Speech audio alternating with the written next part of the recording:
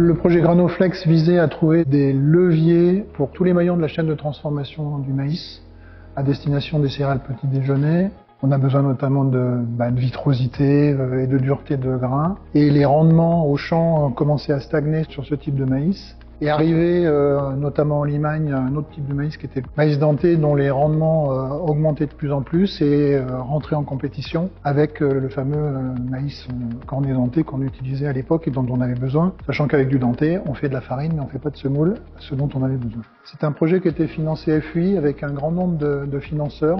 On avait autour de la table des gens qui, d'un point de vue humain, scientifique et technique, c'était super.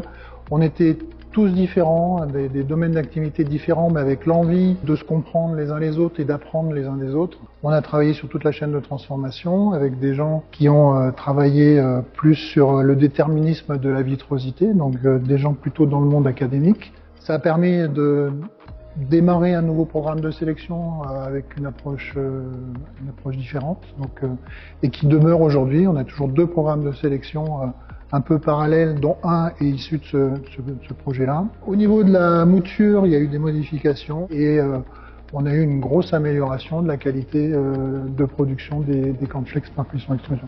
Donc à l'époque, c'était Céréales Vallée qui a effectivement accompagné le projet, je pense, de sa naissance, enfin, vraiment du tout départ jusqu'à la fin du projet. Et donc ça a été effectivement un apport global de suivi de projet. Et puis au tout début, la labellisation par le pôle a été un gage de sérieux vis-à-vis des financeurs. Et donc ça a été effectivement quelque chose de bénéfique, je pense, dès le début.